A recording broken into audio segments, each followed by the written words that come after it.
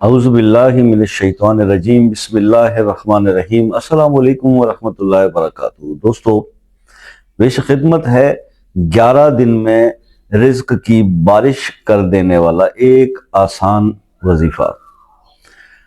پھر وہی بات آ گئی کہ شاہ صاحب رزق کی ہی برسات کے وظیفے بتاتے رہتے ہیں، یہ بتائیں کہ آپ پر بھی رزق کی بارش ہوئی ہے؟ الحمدللہ ثم الحمدللہ۔ بارش کیا، جس کو بارش کا حق کہتے ہیں وہ ہوئی ہے اور ہو رہی ہے، اللہ کا بہت کرم ہے۔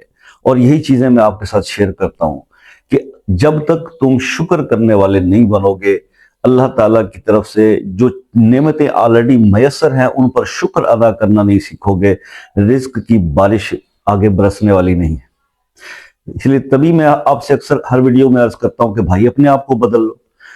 آپ دنیا کو بدلنے کے چکر میں لگے ہوئے، اپنے آپ کو چینج کرو۔ سب سے بڑا مشکل کام ہی خود کو سدھارنا ہے، اپنے نفس سے جہاد کرنا ہے۔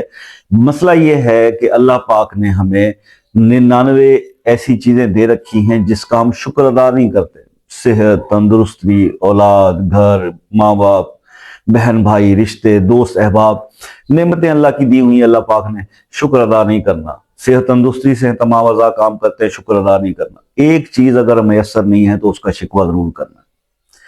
شکر کرتے جاؤ، رزق بڑھتا جائے گا، یہ بیسک فارمولہ ہے۔ لیکن بہرحال کیونکہ بات لمبی ہو جائے گی، وظیفے کی طرف آ جاتا ہوں۔ میں کچھ ذکر آپ کو بتانے لگا ہوں۔ 11 دن، صرف 11 دن اس ترتیب سے کچھ تھوڑا سا مخصوص ٹائم کسی دن کے وقت کا، جو آپ جن لوگوں کو اکثر اس کی پریشانی رہتی ہے نا، ان لوگوں کا اکثر یہ بھی معاملہ ہوتا ہے کہ جی ہمارے پاس وقت بھی کم ہے، یار ٹائم نہیں ملتا، کو مختصر وظیفہ بتایا کریں۔ ایک ہیں ویلے، اوپر سے بات بھی مختصر کریں، سننے کا بھی ٹائم نہیں ہے اور کرنے کا بھی ٹائم نہیں ہے، وظیفہ بھی مختصر بتائیں، اور یہ اللہ ہی بس بہتر جانتا ہے، میں تو اس بارے میں کچھ نہیں کرتا۔ بہرحال جناب، آپ کو اپنی زندگی میں سے تھوڑا سا وقت نکالنا ہے اور آپ نے یہ کچھ وظائف اس ترتیب سے آپ نے یہ ذکر جو ہے وہ کرنے ہیں۔ 11 دن کر لیں، 11 دن کے بعد مجھے کمنٹ کر کے بتائیے کہ پوزیشن کیا ہے، انشاءاللہ بہتری آئے گی۔ تو رزق سے پریشان دوستوں کے لیے یہ ایک تحفہ ہے کہ آپ نے جناب ایک بار درود ابراہیمی پڑھیں اور 300 بار پڑھیں یا حیو یا قیومو یا لطیفو، 300 بار۔ پھر ایک بار درود شریف پڑھیں، اس کے بعد پھر ایک بار درود شریف پڑھیں اور 300 بار پڑھیں یا رزاقو یا باسطو، 2 چیزیں ہو گئیں۔ پھر اس کے اول آخر درود شریف پڑھ لیں، پھر ایک بار درود ابراہیمی پڑھیں اور 300 بار پڑھیں یا غنیو یا مغنیو، یہ 3 چیزیں ہو گئیں۔ اس کے بعد آپ نے 11 بار 3 چیزیں اور پڑھنی ہیں، اور وہ بھی اول آخر درود شریف کے ساتھ۔ کیا پڑھنا ہے؟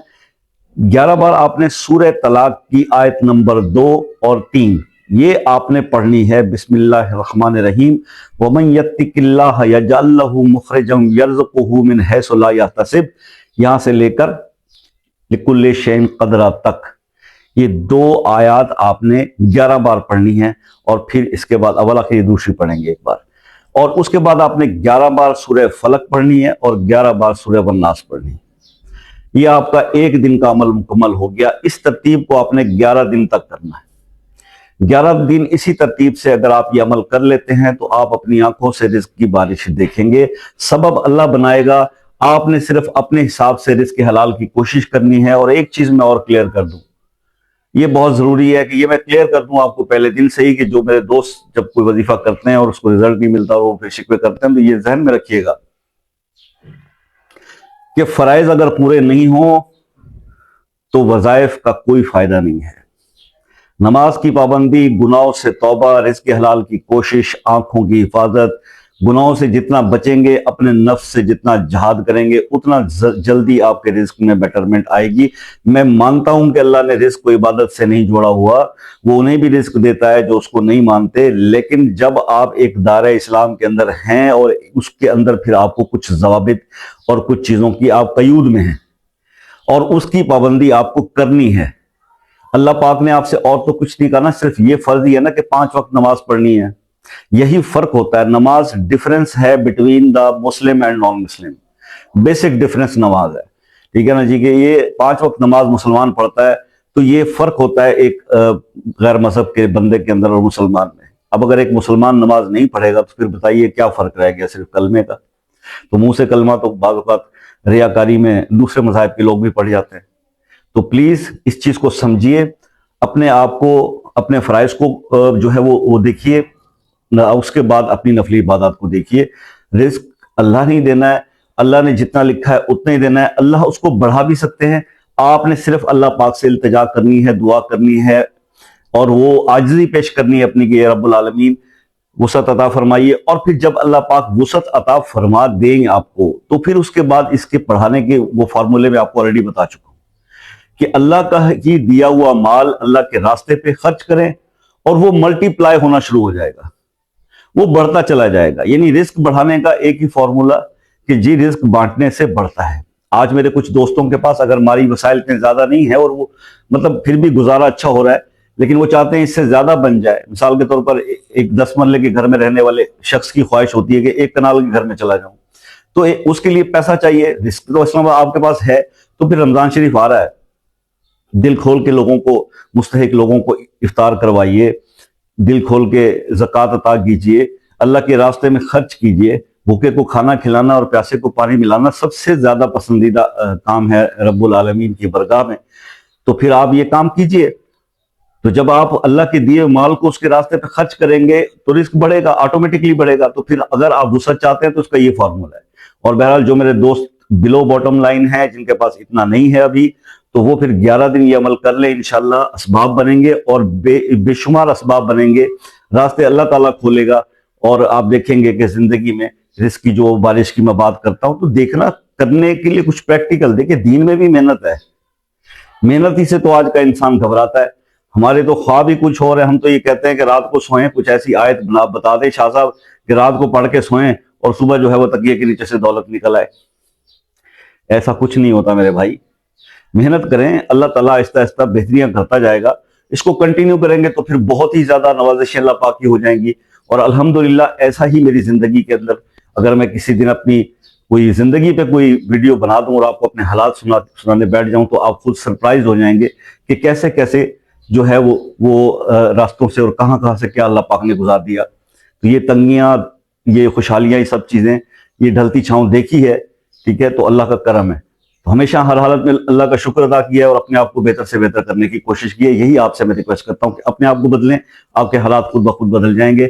آج کی ویڈیو بڑی محنت اور محبت سے بنائی ہے اس دوستوں کے لیے جو رزق کے معاملے میں پریشان رہتے ہیں. تو ضرور اس کو سپورٹ کیجئے گا, لائک اور کمنٹ کیجئے گا, اور چینل سے جڑے رہیے.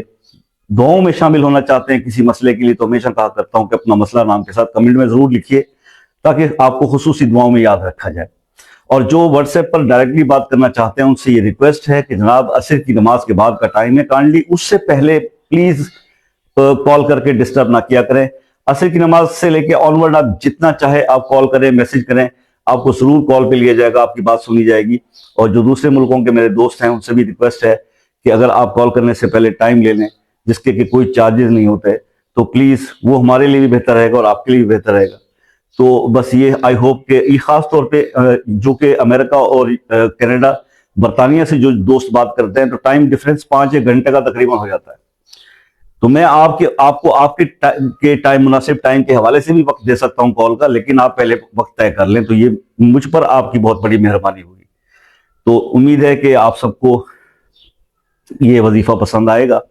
اللہ تعالیٰ آپ کی ہر پریشانی کو دور کرے, اللہ تعالیٰ آپ کو رزق کی مشکلات سے نکالے, اور جو بھی جائز خواہشات آپ کے دل میں ہے, جو آپ سن رہے ہیں, جو آپ سوچ رہے ہیں, اللہ پاک وہ پوری فرمائے. آپ سے ہمیشہ ریکویسٹ رہتی ہے کہ دعاؤں میں یاد رکھا کیجئے. زندگی رہی تو نیکسٹ ویڈیو میں ملاقات ہوگی.